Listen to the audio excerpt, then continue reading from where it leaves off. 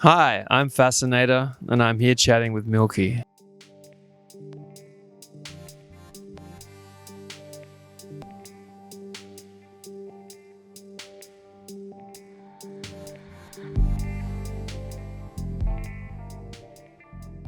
My artistry, I feel like I'm constantly exploring all kinds of different genres. I don't think you'll ever stop learning with music, and so this was one of those things I wanted to explore.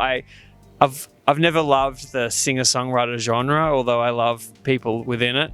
I think often I wanted to try and do it in a way that felt timeless, and I kind of pulled together a bunch of friends with this, and the artistry, I guess, was about letting go a lot of the time. I let the producer kind of really go nuts. So I'd bring in a song and he'd be like, that needs to be 40 BPM slower, and then we'd do that and jam it, and I'll be like, oh, I guess you're right. But my artistry is constantly evolving. If I had children, I'd probably tell them to be accountants because it drives me crazy.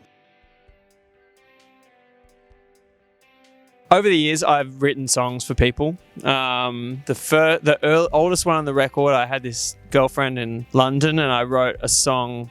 I wanted to kind of make her cry, but in a good way, and she did. She cried at her desk. It was I only ever thought she would hear it, and then all these songs were all songs I'd written for or about people that I only thought they would hear. I ended up at this songwriting colony in Nantucket in the States, and I was making like crazy rainbow beats and choir sounds and what Fascinator sort of sounds like a lot. Being on this colony with a bunch of other songwriters, I had to kind of pull out regular songy songs in order to kind of collaborate with them. And the only ones I had were these old songs I'd written for people. And it was kind of embarrassing because I felt like reading my diary out to the class. But I pulled them out, started playing around with them, and then ended up making a record with my friend Lauren, and that's what it turned into. So it wasn't like a conscious, these just happened to be a collection of songs that I pulled out at a certain time, and I don't know if it even sits in a genre. I guess it sort of does. The production makes it sit in a genre. I'm a strong believer that nothing timeless is usually of its time, and nothing of its time is usually timeless. So I'm always trying to ignore, to some extent, what's going on, as much as you can, ignore what's going on around anyway, and making something that will kind of exist in its own sphere, time-wise and era-wise. Lauren, the producer, and I sat down and started playing each other records. We were listening to, I guess, in the more popular realm, like Beatles and stuff like that. But there's a record called Eden's Island by Eden Abe that he and I both love. There's Vanier, who did a lot of the string arrangements for Gainsbourg. We're listening to that. And I guess it was just a collection of things we liked. And he also loves just going to tape and doing stuff live. So that kind of made it feel like that as well. Like getting all the like backing vocals, it'd be everyone on one mic at the same time. And I guess that makes it feel kind of a different era. These are just my friends, and this was my group of friends in New York at the time. Second to that, they happened to all be amazing musicians. We'd met not necessarily through that. Like Aku, for instance, the piano player, he and I met because we'd hear each other DJing in this place called Baby's Alright that I used to DJ a lot, and I'd be like, that guy's played like 3 good songs in a row, and I'd be like, oh, of course it's you, and we became friends that way. Similarly, all of them, like I met Lauren through a mutual friend from Australia, and we just all came together and just happened to have all these amazing friends around at the time, and now they're all doing stuff all over the world, and I do see them a lot though. Still, I am irritatingly involved at every stage. I wish I could let go of that stuff, but at the same time, I don't understand artists that don't want to create the visuals or have a visual idea about their music. I've always got it. For this one, Fellini was a big kind of influence on what we wanted to do. I wanted to make these kind of vignettes that sort of sat as one frame. I thought it's singer-songwriter music. Who wants to watch some narrative video of some sad dude? So instead, we just shot me being lost in a forest and stuff, I guess. But my friend Promised Land, he just shot it all in 16mm. I trusted him. The whole process, it was just different people I love and trusted that I brought in and said, this is what I want to create, and they helped me.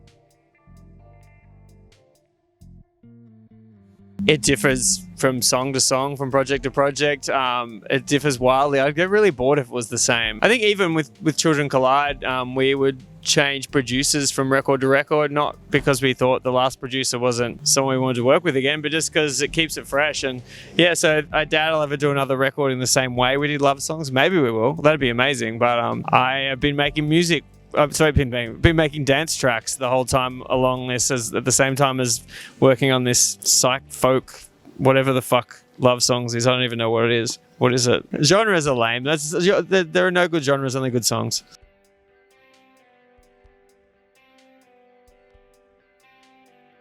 I'd probably play them 3 songs of other people that I like, other artists that I like, and then think, oh, if you like these 3 songs, maybe you'll like my work.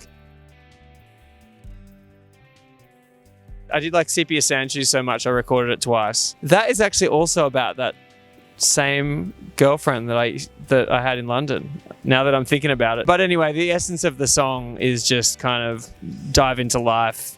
Don't worry about it. I kind of tend to live like I might get hit by a truck tomorrow, so I feel like that is the vibe of that song. So I don't know if the lyric gets stuck in my head. I don't even know if I have it in a monologue at this point.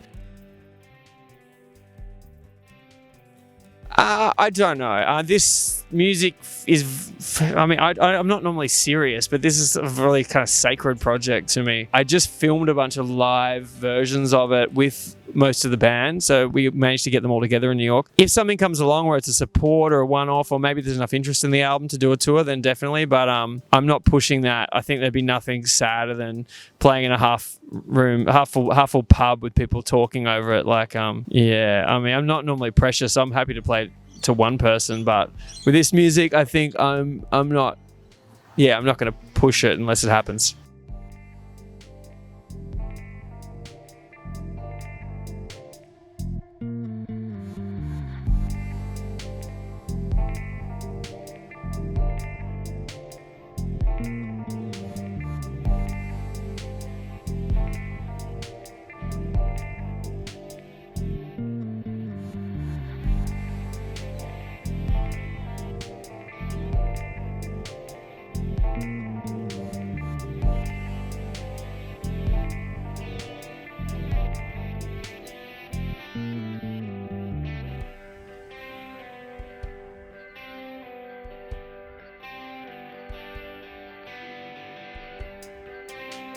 David Attenborough. With my own dreams, myself and my dreams. Photo album. Whatever the longest one is. Sometimes I'm thinking about what I need to buy at the supermarket. I got a story about her. I was once DJing at this club and running the DJs, and the owner comes in and said, Miley Cyrus is coming in and she's gonna be plugging in her iPhone and playing music. And I said, absolutely not. And then he didn't take no for an answer, and sure enough, she cleared out half the room. How about Billy Ray? I think it might have been like Beck or the Smashing Pumpkins. The one where I finally decided to have fun. My own, but the one where I finally was like, hang on, look around, you can enjoy this. Spice Girl. Oh shit. Lord Spicinator. You know, I thought it would be really funny to do WAP in an Australian accent. Turns out it's hard and not that funny. That is a very broad question, my friend. Bark?